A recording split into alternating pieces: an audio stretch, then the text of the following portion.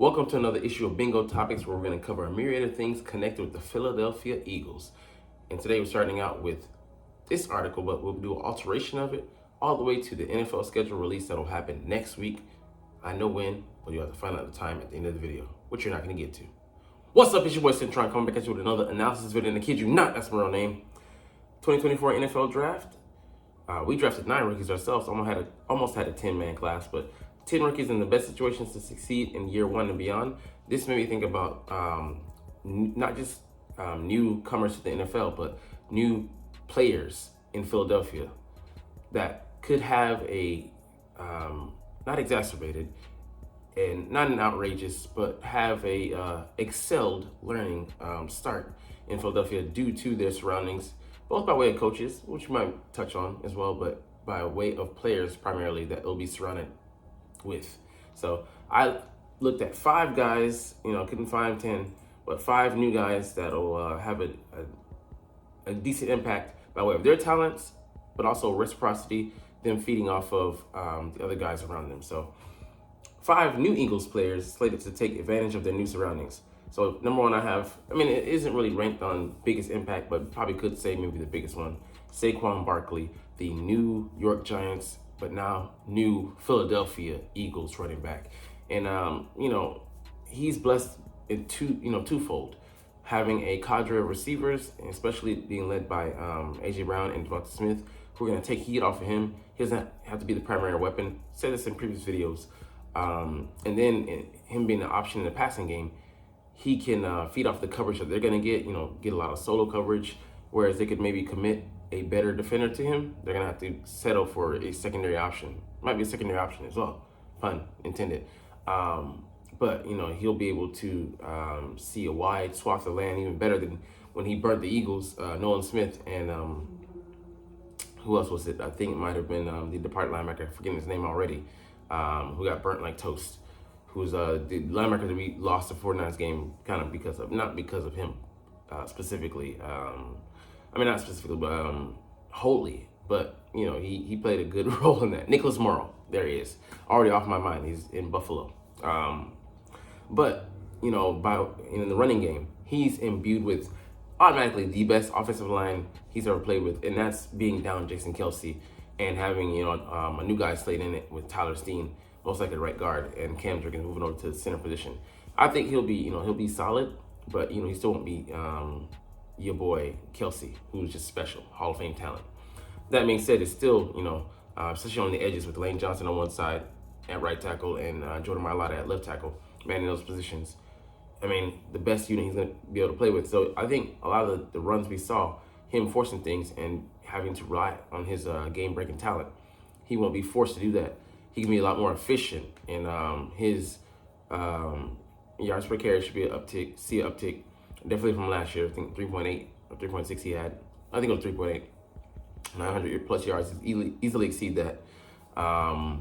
Receiving yards will be there. I think Jalen, will he has to work him into the pass game. Now, I don't think he has an aversion to do it. I think our offense didn't really highlight that, and I think Kellen Moore's will. So we can talk on and on about the list of benefits that he's going to get playing here in Philly, but I think, the tush push, we won't have to rely on that, and we won't be able to. I think Jason Kelce was really the driving machine behind that, but we won't have to because, Quadzilla will be taking those, carries inside the goal line. So hopefully we can let him do some work and take a little of the damage off of Jalen. Yes, his numbers will dip, but hey, that will be a good thing in retrospect. All right, Paris Campbell and Anaya Smith or Devontae Parker, don't know who it'll be. It might be a mix of all these guys, actually, but whoever wins this position primarily and gets most of the snaps will be winning because they play in between A.J. Brown, Devonta Smith, and also Dallas Goedert. So you got 3 guys taking away coverage from you. You can beat the lesser of all evils, in the 3rd or 4th best corner, or a linebacker who's not really well equipped to deal with the 4th best guy, when he's maybe their 2nd best linebacker because he has to be committed to Dallas Goedert or something like that. So they should be able to eat off of that, and hopefully it's a guy that can get minimal touches and do the most with that, be explosive. So And Ian Smith said, he self-proclaimed, he would have run in 4.3 if he would have been healthy. And I'm like, bro, come on. Don't know about that, but maybe he does run in 4.4s because he had the shin injuries and he's not, 100% healthy.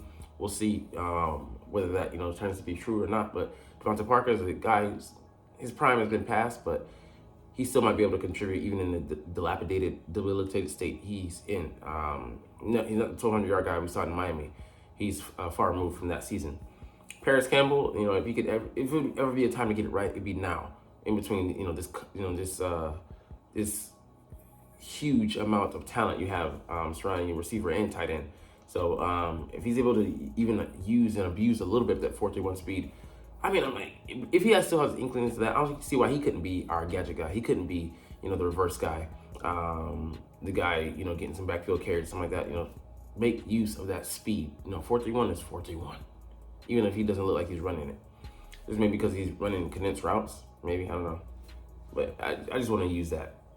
Devin White, he's a guy that, comes in, with inauspicious, unceremonious beginning because he, they're saying, he was, kind of being a maverick there in Tampa Bay, but I think a lot of, surrounding issues, and we'll get to that later, but, can have an effect on your mental. And he wasn't able to play to his best self, be his best self. And he was in 2020, even then, PFF dinged him. I'm like, he's never had a stellar season according to them, but, screw that. That being said, I think with Nakobe Dean, who'll be, the supreme run specialist, Devin White can do some of that, but he does, have a tendency to duck offensive line coming at him. So we'll see how that works out. That's a spider. Okay, cool, we're good. But I think that he'll be able to take advantage of having that running mate, run in front of him, play the run game. He'll be able to, drop into coverage and make use of that 4.42 speed, the speed demon, abuse that, keep his finger on the turbo button, and just, be able to cover those zones in behind. And then having, the group of safeties and cornerbacks that, are around you and behind you would allow him to just be free to make plays, and he'll be able to be the designated kind of playmaker in the middle of the field there. So I think he'll really be able to eat and prove himself this year and rebound to have, to receive a nice contract wherever he goes, because we ain't paying him. I know that. How he might have been, taking a step out of the ordinary, of his ordinary, and taking a linebacker in free agency, but let's not get used to this, folks. Let's not get used to nice things. Anyways, next on the list, Quinyon Mitchell. And you say, where's Cooper DeJean? I think Quinyon will actually benefit from having a useful, I don't sound bad, but useful tool like Cooper, who can play anywhere and everywhere. Maybe he can play safety, but he definitely can damn sure play nickel and, outside corner. Him being able to, be great at being a utility player will allow Quinyon to focus this on the outside, and he has, he's gonna get tutelage from Slay. One of the corners he's looked up to, maybe Burntberry, if he's, still here. And then, having those, reliable safeties and, Reed Blankenship, who should, be man in the lower part of the field, and also the back, at times. But then, C.J. Gardner-Johnson, who can be in the slot, but he's a certified player there, and, he's a damn good safety, patrolling, the back end.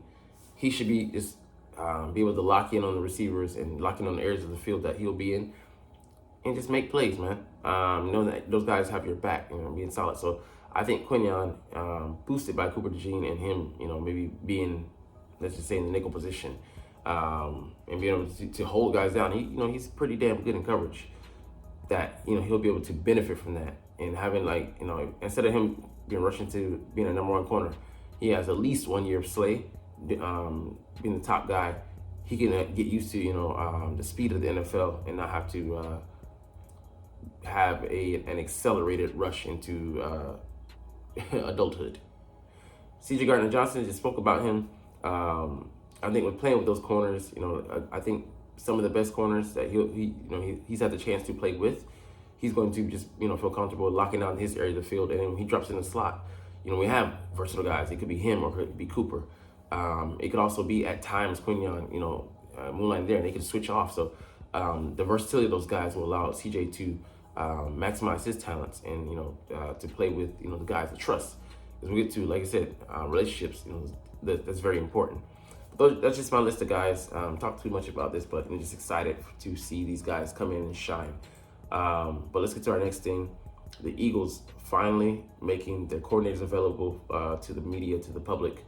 It's been months since he got hired in January, and we're just now being able to talk to them. So I don't know, they want to get their story straight. Hey, when it comes to this, you're not saying shh. But, just realistically speaking, most likely, the guys are just busy, focusing on the finer details, the work behind the scenes kind of, deal. And there's so much, the draft, getting ready for prospects, free agency. And it's a all hands on deck type, process. And, we wouldn't be able to get some of those guys who got in the draft without, Vic Fangio's information, his input, which is very important. So, I'm excited. What questions are going to be asked? I'm not going to go into too much details. I want to give away the secret sauce recipe. KFC, the second spices shall remain a secret. But that being said, we will get the generic, fry, put it, the batter on. Salt, pepper, we know that goes with everything. So that's, a foundational starter. But, schematic preferences, what we going to talk about in detail. And the one thing I could think about they're going to go over is just, maybe like their preference for personnel or, the ways that, they could potentially use some guys and that, hey, we're not going to do this. And, the kind of like a misdirection. This guy can do this, but, we're not going to, like I said, give you all, that, information, that free information. You got to work for that.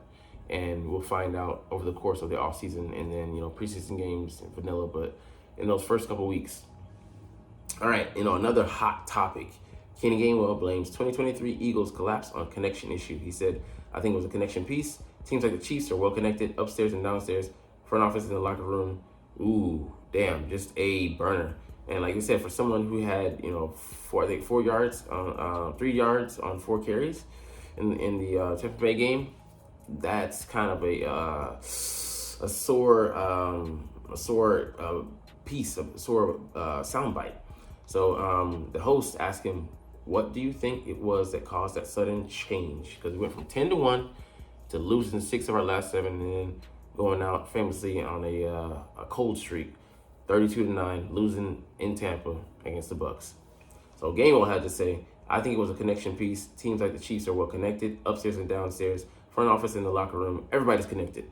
So I bet he made it. It was on that everyone. Because there's a lot of people involved in those, including in those two places. When you have a connection, everything just clicks. But when you got guys that aren't talking to each other, you never know what's going on. So my question, who the fuck wasn't talking? We obviously know some players and some coaches weren't talking to him. We know that's the issue. Who was and why and where, and then when in the week, and then for how long, those all play a part in the demise, because without communication, you got to communicate. The guys did not look like they were communicating on the back end, especially getting, that's why we had so many coverage busts. We were getting tricked in week 15, 16, 17 in banjo coverage, when this is something we should have worked out in training camp, in the off season. So, just a huge kerfuffle. And it never looked like we got right. Never looked like we turned the page, because the communication was an ongoing issue, or I should say the miscommunication, or lack thereof. And was there a disconnect between Howard Roseman and the front office? Was there some squabbles and power battles? I kind of leaned, against that.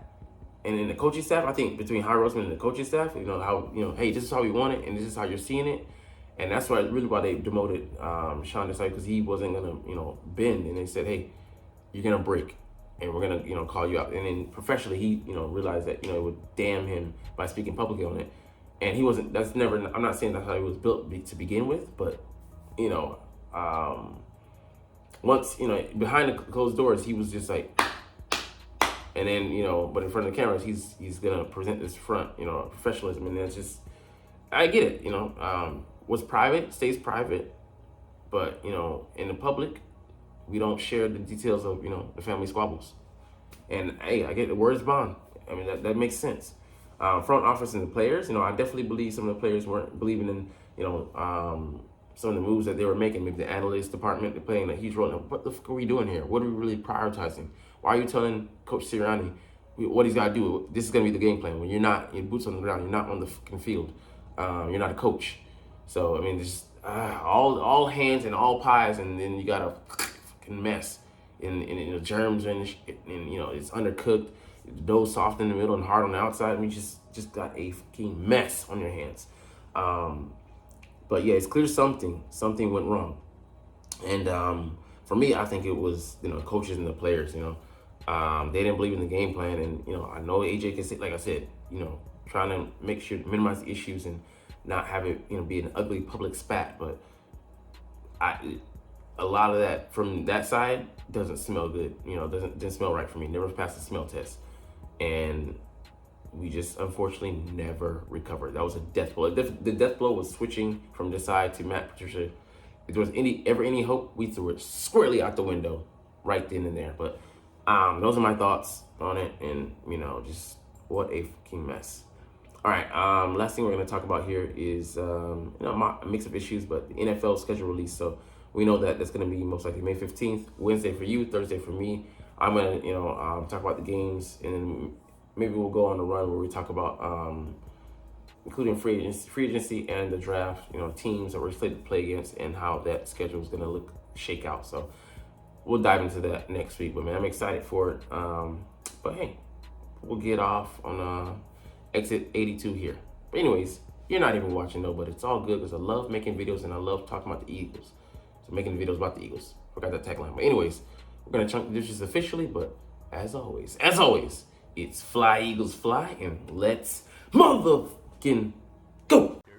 Like, comment, share, and subscribe if you like. Thanks for watching. Check me out at Cintron, Cintron Anime, Cintron Life, or Cintron Laughs, or other social media.